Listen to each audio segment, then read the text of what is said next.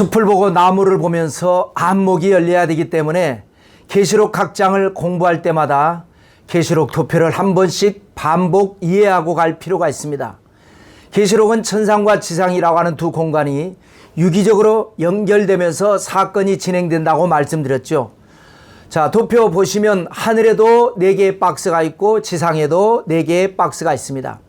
하늘에 있는 박스는 하늘에서 이루어지는 4가지 사건, 작은 박스죠. 지상의 박스는 이제 길쭉하게 지상에서 이루어지는 사건과 재앙입니다.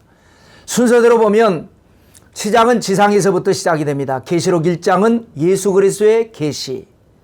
사도 요한이 반모섬에서 예수님을 보았는데 10가지 모습의 환상이었습니다. 그 10가지 중에서 특별한 것이 2가지인데 하나는 오른손에 7표를 붙잡고 계시고 그 다음에 7 금촛대 사이를 거닐고 계시는 주님. 자, 그것이 계시록 1장이고요. 그 옆으로 에서보드 사빌라 7교회가 나옵니다. 에서보드 4교회에 보내는 편지가 계시록 2장, 그리고 사빌라 3교회에 보내는 편지가 계시록 3장. 7교회를 끝으로 사도 요한은 하늘로 올라갑니다. 거기서 요한은 7가지 환상을 보는데 그것이 바로 계시록 4장입니다.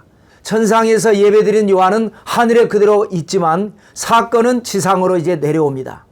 그래서 7인 재앙이 5장과 6장, 그리고 7인 추가 사건으로 14만 4천, 이것은 바로 계시록 7장이 되겠습니다. 다시 7 나팔 재앙으로 돌아오면 그것이 8장과 9장입니다. 그리고 7 나팔 재앙의 추가 사건으로 10장과 11장, 10장은 두루마리 성경을 말을 하죠. 11장은 두 증인 혹은 두 감람나무에 대한 사건입니다. 자, 그리고 이제 12장, 13장, 14장, 3장은 조금 애매하다 그랬죠. 나팔 재앙의 추가 사건일 수도 있고 대접 재앙의 추가 사건이기도 합니다. 그 다음에 이제 드디어 마지막 재앙인 7 대접 재앙입니다. 하늘에서 천사들이 대접 하나씩을 부을 때마다 지상에는 엄청난 재앙이 쏟아집니다. 다시 거듭 말씀드리지만 이때 교회와 성도는 세상에 있지 않게 될 것입니다. 그 다음에 대접 재앙의 추가 사건으로 17장과 18장 2장입니다. 17장은 큰 음녀가 받을 심판입니다. 음녀는 누구일까요? 그 다음에 18장은 바벨론이 심판을 받습니다. 고대 바벨론 제국이 없어졌는데 바벨론은 무엇을 가리키는 것일까요? 그때 가서 공부하도록 하고요. 자, 지상에서 재앙이 다 마치니까 사건은 다시 천상으로 올라가게 됩니다. 어린 양의 혼인잔치, 계시록 19장이었죠. 혼인잔치를 마친 예수님께서 신부들과 함께 세상에 내려오셔서 마귀를 무저갱에 가두시고 천년왕국 시대를 엽니다. 계시록 20장입니다. 그 다음에 계시록 21장은 새하늘과 새 땅입니다. 그리고 마지막 장 계시록 22장은 다시 지상으로 내려오죠.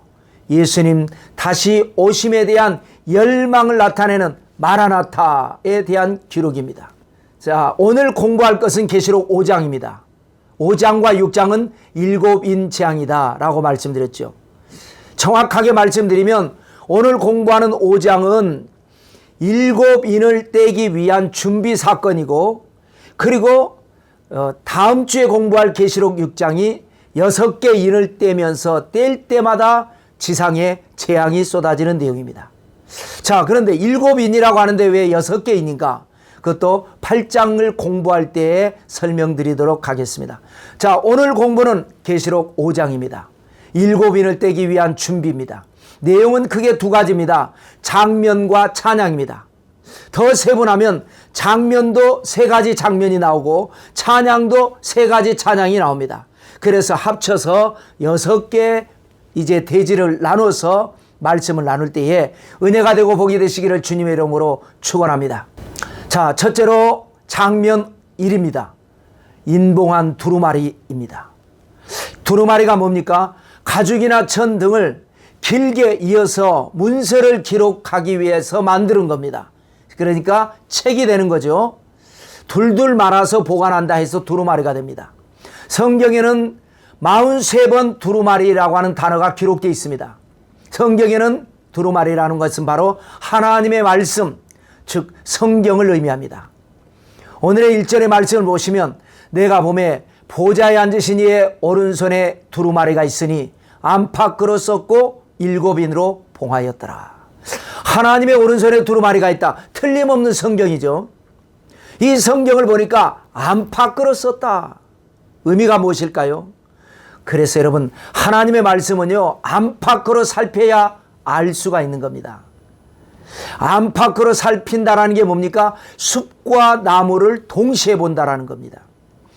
하나님은 유대인을 택하시고 유대인을 통해서 역사를 이루셨지만 때로는 이방인을 통해서도 역사하셨습니다. 느부갓네살이라든지 고레스 같은 사람, 또 예수님도 12제자를 택하셨지만 예수님 당시에 믿지 않았고 박해까지 했던 사울을 통해서 하나님은 큰 일을 이루셨습니다. 광야 40년 동안에 이스라엘 백성들이 얼마나 낙제점이었습니까? 그 안에서 볼 때는 불평하는 이스라엘 백성들을 하나님은 끊임없이 꾸짖으셨습니다. 그러나 밖에서 보면 어떻습니까? 저주하려고 하는 발람에게 하나님께서 저주하지 마라. 그들은 내게 백성이다. 내게 복을 받을 것이다. 하나님의 뜻은 안에만 보면 안 되고 밖으로만 봐도 안 됩니다. 안팎으로 살펴야 하나님의 뜻을 제대로 알 수가 있습니다. 자, 그런데 7인으로 봉하였더라. 열어보지 못하도록. 봉하였다는 것은 막아놨다, 이런 뜻이죠. 알리는 것이 목적인 책이 알리지 못하도록 봉인했다. 이해할 수 없는 모순이 아닐 수 없습니다. 그런데 하나님이 봉인한 게 아닙니다. 자, 왜 이런 일이 있었을까요? 이는 2000년 교회 역사에 실제 있었던 현실입니다. 중세 암흑시대라고 그러죠. 1229년 교황청은 성경을 금소로 정합니다. 물론 여기에는 여러 가지 논란이 있습니다. 당시에는 글을 모르는 문명이 많았죠. 또 책 출판 기술이 발달하지 않았습니다. 또 라틴어 성경을 각 언어로 번역한다는 것이 쉽지 않았습니다. 그런 상황에서 이단들이 많이 나왔습니다. 초대교회 때부터 이단들은 무분별하게 성경을 해석을 했죠. 막을 방법이 없었습니다. 그래서 교황청에서는 그런 의미에서 했겠지만 하여튼 결과적으로 성경이 임봉돼 버리고 말았습니다. 자, 장면 두 번째가 되겠습니다. 자, 두 번째 장면 2가 되겠습니다. 요한의 통곡입니다. 2절 말씀을 보실까요? 또 봄에 힘있는 천사가 큰 음성으로 외치기를 누가 그 두루마리를 펴며 그 인을 떼기에 합당하냐. 하나 하늘 위에나 땅 위에나 땅 아래에 능히 그 두루마리를 펴거나 보거나 할 자가 없더라. 자, 힘있는 천사가 큰 음성으로 외친다. 우리 평소 고정관념 속에 있는 천사의 모습은 어떻습니까? 부드럽고 선하고 신비스럽고 아름답고. 그런데 이 천사는 부드러운 천사가 아닌 것 같습니다. 힘있는 천사. 아마 군대를 담당하는 미가엘 천사이거나 미가엘에게 속한 천사이지 않을까 싶습니다. 큰 음성으로 외치는데 뭐라고 외치느냐? 누가 그 두루마리를 펴며 그 인을 떼기에 합당하냐? 라고 말을 합니다. 여러분, 전도서 1장 15절에 보면요, 구부러진 것을 곧게 할 수 없다라는 말씀이 있습니다. 그렇습니다. 못을 박다가 삐끗하면 구부러집니다. 다시 쓸 수 없습니다. 두루마리가 둘둘 말렸고 거기에 인으로 7번이나 봉했고, 그리고 세월이 많은 세월이 지나면서 굳어져 버렸습니다. 인을 때려다가 두루마리 자체가 바스러질 수가 있죠. 그러면 그 안에 있는 쓰여진 내용들은 영영 사라져 버릴 수도 있습니다. 그래서 무엇보다 중요한 것은 인을 떼는 것이 아무나 할 수 있는 일이 아니라는 겁니다.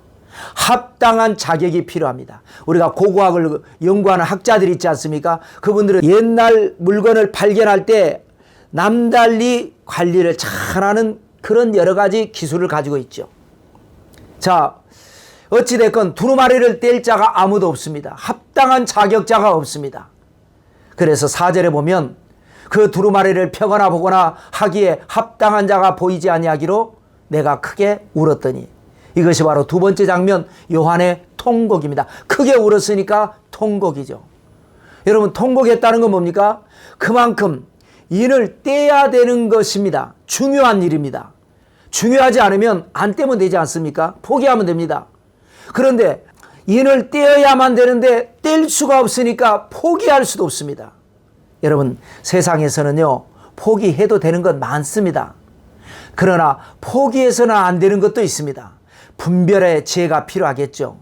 세상에 있는 웬만한 것은요, 다 포기해도 괜찮습니다. 여러분들이 생각할 때 중요하다고 생각했던 것, 포기할 수 없다고 생각했던 것, 대부분이 포기해도 괜찮습니다. 그러나 절대 포기해서는 안 되는 게 있습니다. 진리입니다. 하나님의 말씀입니다. 왜냐하면 우리가 하나님의 말씀으로 우리는 구원받기 때문에 그렇습니다. 하나님의 말씀으로 죄사함 받고 하나님의 말씀으로 천국에 들어가기 때문에 그렇습니다. 천국에 들어가 보면 이 세상에서 잃어버린 모든 것, 안타까워했던 모든 것, 포기할 수 없었다고 생각했는데 포기할 수밖에 없었던 그 모든 것 다 찾습니다.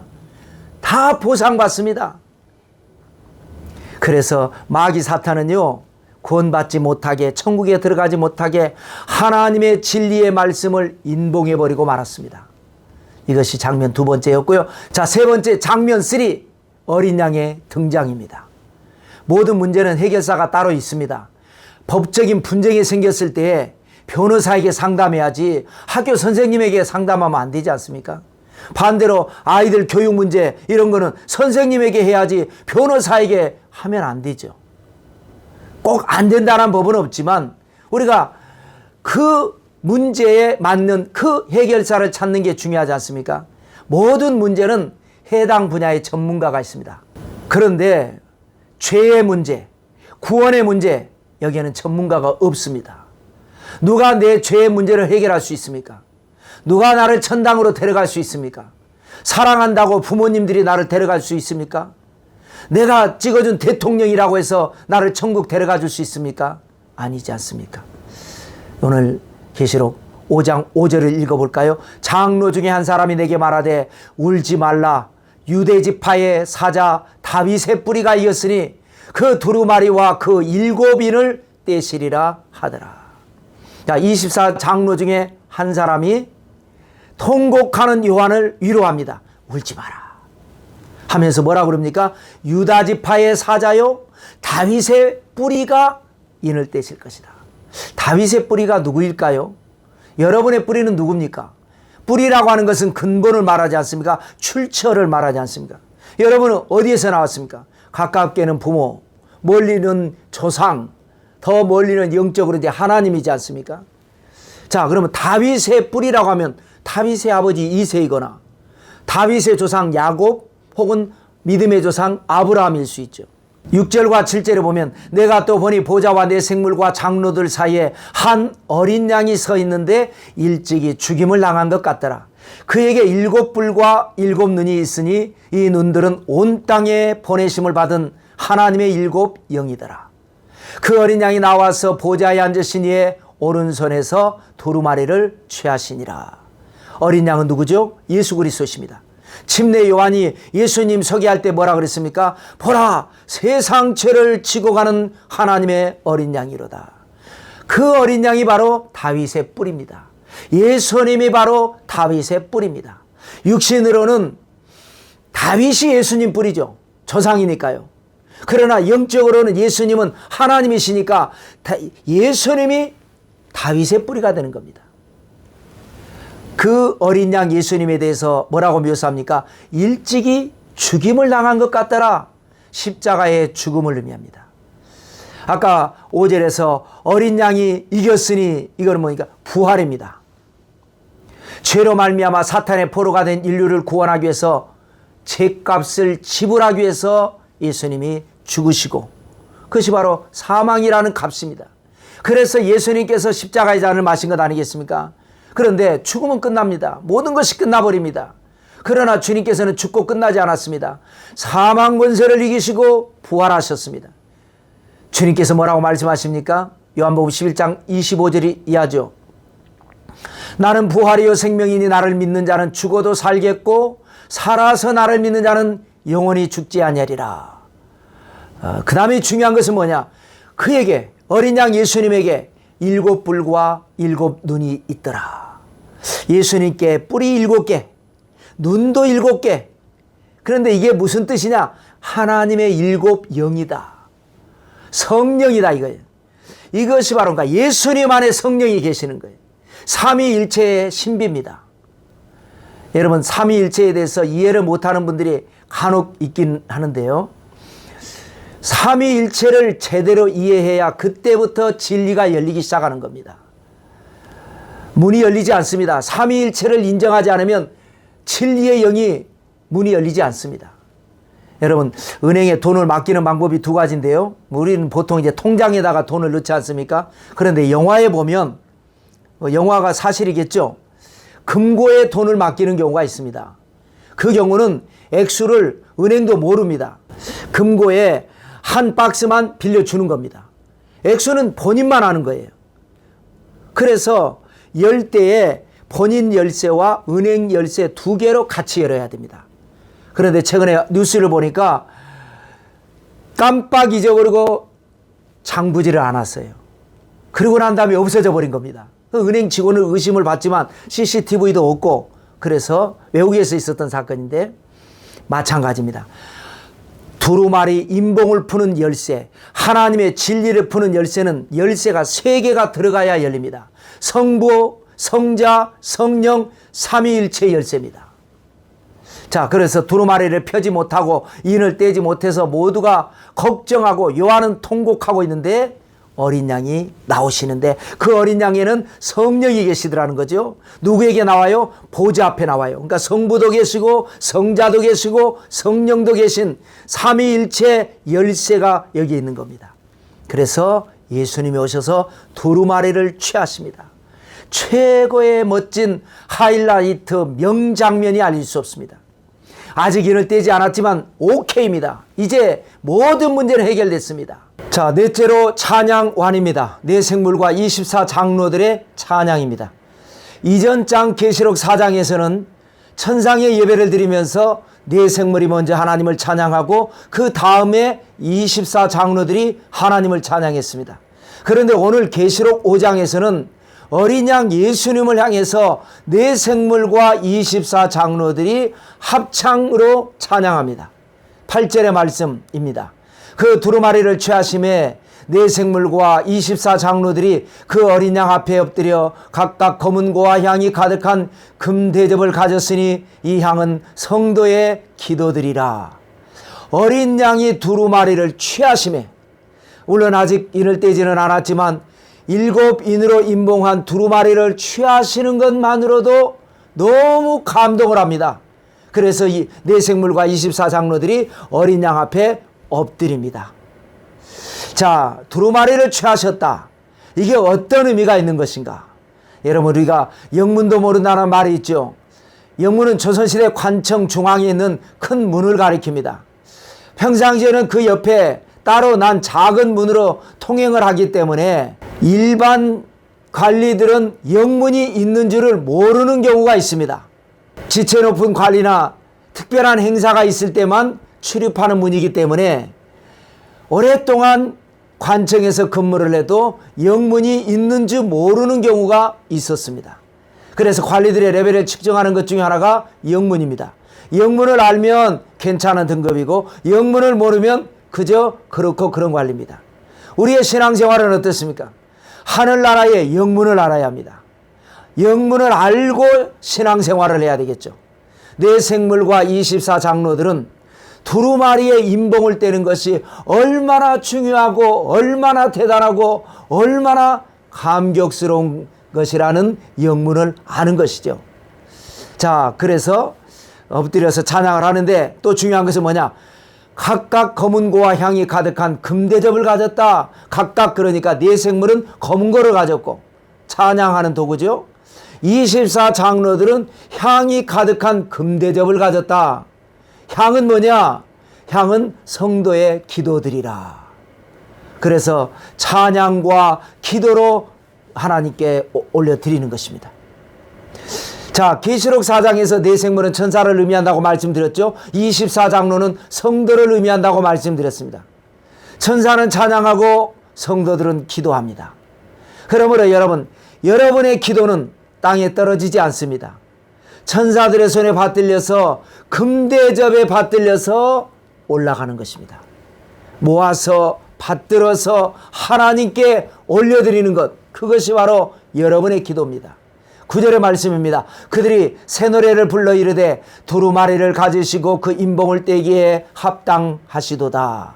일찍이 죽임을 나가사 각 족속과 방언과 백성과 나라 가운데서 사람들을 피로 사서 하나님께 드리시고 그들로 우리 하나님 앞에서 나라와 제사장들을 삼으셨으니 그들이 땅에서 왕노릇하리로다 하더라.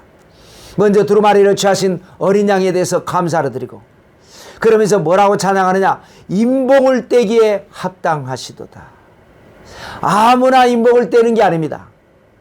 그러면서 네 가지를 찬양하는데요. 하나는 예수 그리스도의 십자가를 찬양합니다. 뭐라 그랬죠? 일찍 죽임을 당하시고 십자가에서 우리의 죄값을 대신해서 죽으셨습니다. 그걸 찬양하는 겁니다.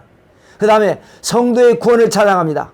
사람들을 피로 사서 하나님께 드리셨다. 그래서 우리는 피로 값주고 사신 바 되었기 때문에 우리는 구원을 받는다는, 성도는 피로 값주고 샀는데 그 성도들이 모여서 예배드리는 곳이 교회입니다.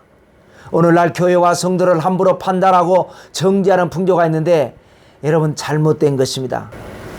그 다음에 뭐를 찬양합니까? 교회를 세우신 것을 찬양합니다.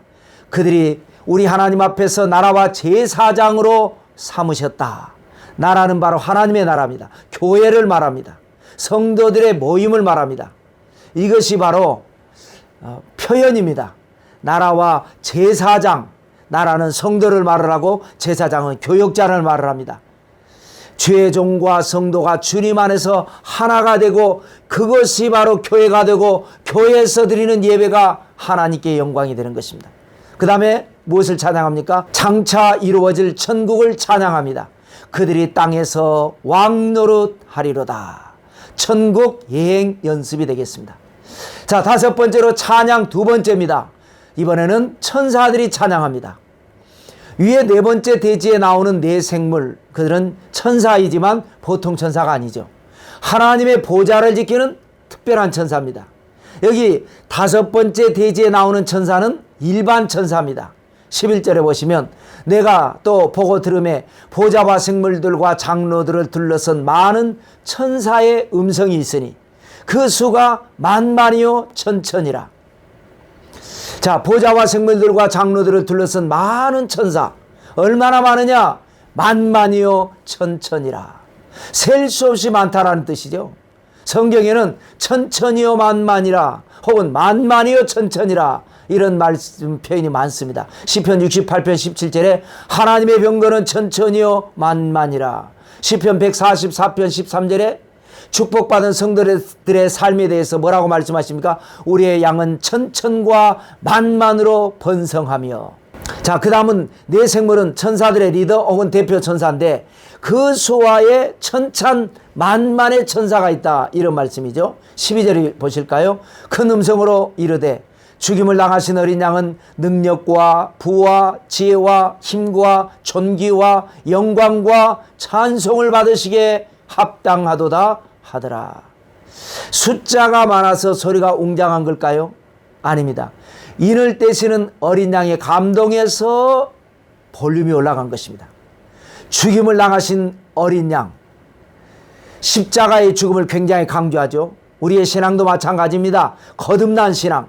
거듭나려면 뭐죠? 죽어야죠. 먼저 옛사람이 죽고 혈기가 죽고 고집이 죽고 자아가 죽을 때 거기에서 새로운 기적이 일어나는 겁니다. 또 능력과 부와 지혜와 힘과 존귀와 영광과 찬송, 7가지 단어가 나옵니다. 모든 좋은 것에 대한 7가지 표현입니다. 죽임을 당하신 어린 양은 이런 것을 받으시기에 합당하시다. 뭔들 그렇습니까? 하나님이신 예수님께 합당하지 않겠습니까? 여기에서 우리는 힌트를 얻어야 합니다. 거듭난 신앙으로 내가 죽으면 이런 7가지를 얻게 된다는 겁니다. 능력을 얻게 되고 부여를 얻게 되고 지혜를 얻게 되고 힘을 얻게 되고 존귀를 얻게 되고 영광은 하나님께지만 우리는 영광 대신 명예를 얻게 되고 찬송, 우리는 찬송 대신 칭찬을 얻게 된다. 이런 의미가 되죠. 자, 그 다음에 이제 찬양 세 번째입니다. 모든 피조물들의 찬양입니다. 네 생물과 24장로가 어린 양께 찬양을 했지 않습니까? 그러니까 모든 천사가 따라서 찬양을 하고 그거를 보고 나서 모든 피조물들이 따라서 찬양합니다. 그래서 앞에 선 리더의 역할이 중요합니다. 13절에 내가 또 들으니 하늘 위에와 땅 위에와 땅 아래와 바다 위에와 또 그 가운데 모든 피조물이 이르되 보좌에 앉으신 이와 어린 양에게 찬송과 존귀와 영광과 권능을 세세토록 돌릴지어다 하니 이렇게 합니다. 자, 모든 피조물들은 누구일까요?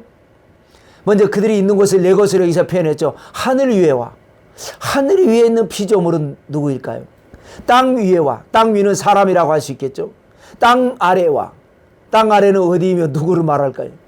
바다 위에와, 바다 속도 아니고 아래도 아니고 바다 위에와, 바다에 있으니까 사람일 리가 없고 물고기나 어류를 가리키는 것일까요?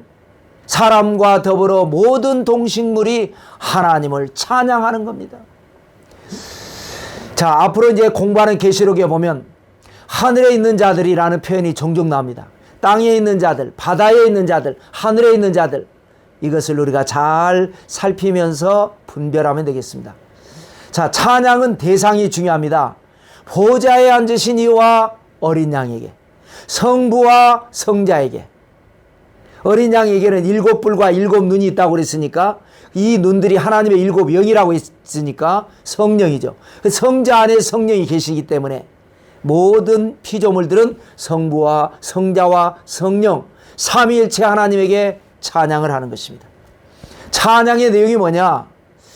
찬송과 존귀와 영광과 권능을 세세토록 돌릴지어다. 아주 짧고 간결하지만 임팩트가 있죠.